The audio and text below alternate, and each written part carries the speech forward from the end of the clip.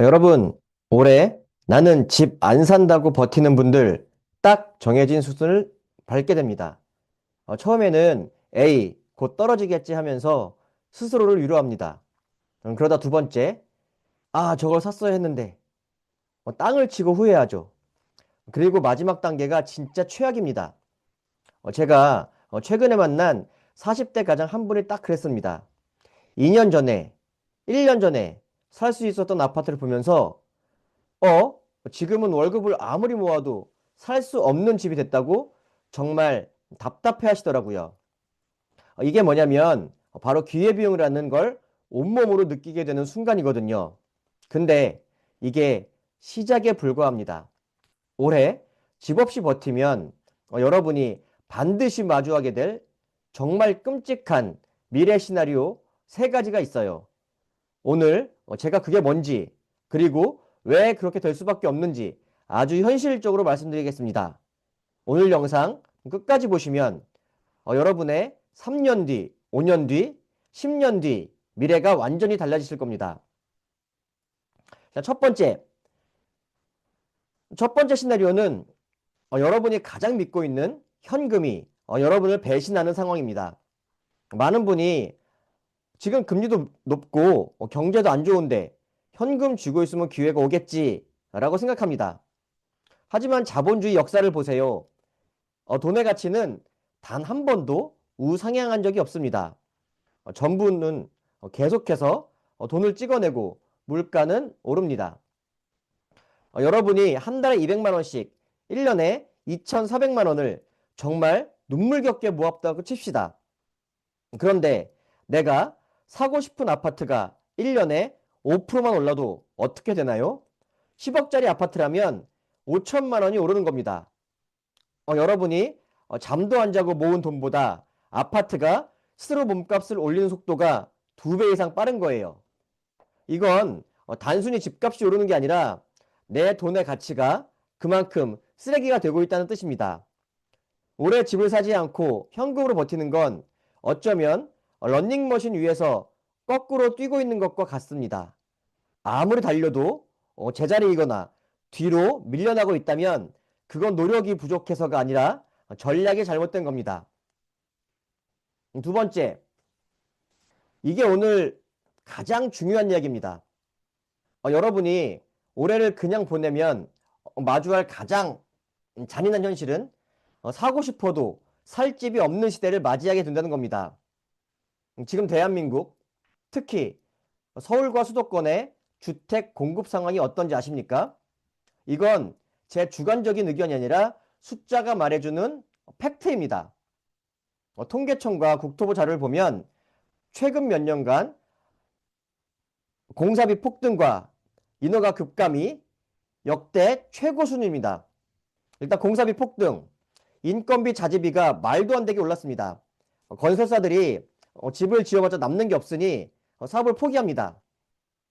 인허가 급감, 집을 짓겠다고 허가받은 물량이 줄었다는 건 3년 뒤, 5년 뒤에 입주할 집이 아예 없다는 뜻입니다. 많은 분이 말하고 있는 입주 물량 급감은 아예 넣지도 않았습니다.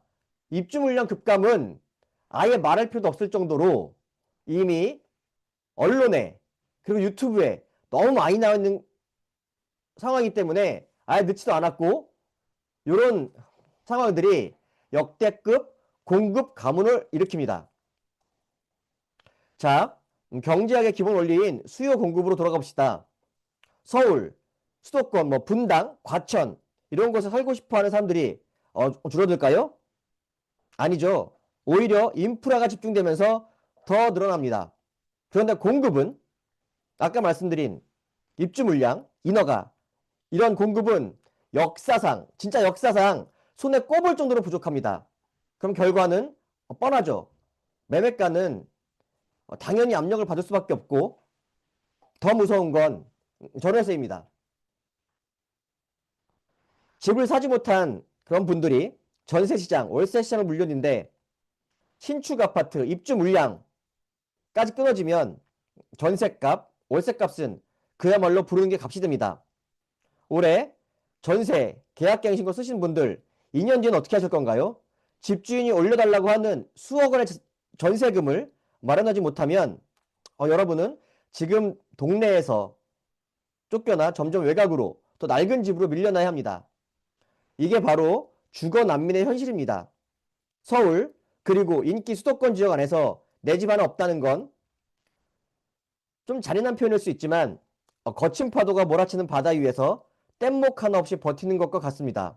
올해 이 신호를 무시하면 여러분은 2년, 3년 뒤 지금보다 훨씬 더 비싼 비용을 지불하고도 훨씬 더 좋지 않은 주거 환경을 감내해야 할 겁니다.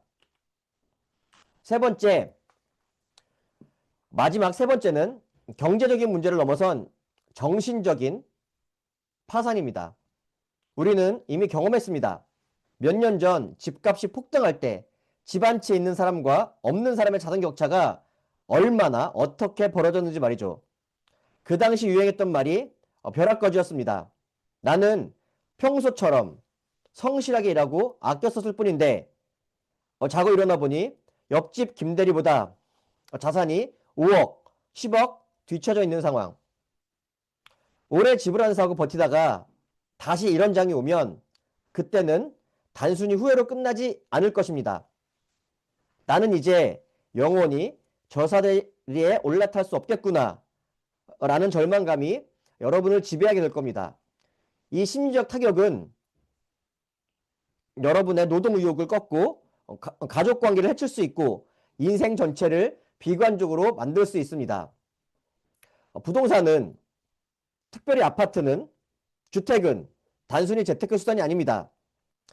대한민국에서 부동산은 내 가족을 지키는 울타리이자 인플레이션이라는 거대한 파도로부터 내 자산을 지켜주는 유일한 방패입니다. 이 방패를 포기하고 맨몸으로 전장에 서 있겠다는 건 용기가 아니라 무모함입니다.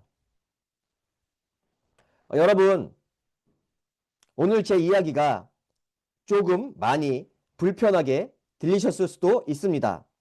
하지만 현실은 시장은 냉혹하다는 거 여러분이 더 잘 아시죠? 준비되지 않은 사람에게 기회는 오지 않고 기회가 오더라도 잡을 수가 없습니다. 그렇다고 해서 지금 당장 아무 집이나 영끌해서 사라는 말 아닙니다. 중요한 건 준비입니다. 내가 지금 가진 자산, 현금으로 어디를 갈 수 있을지, 대출은 얼마나 나오는지, 나는 정말로 집을 살 경제적인, 정신적인 준비가 되어 있는지 냉정하게 체크해 봐야 됩니다. 여러분이 지금 당장 내 집 마련을 할 수 있는 상황인지 아니면 무엇을 더 보완해야 하는지 스스로 판단해 볼 수 있는 내 집 마련 자가진단 영상을 준비했습니다. 지금 바로 아래 고정 댓글에 있는 링크를 클릭해서 확인해 보세요.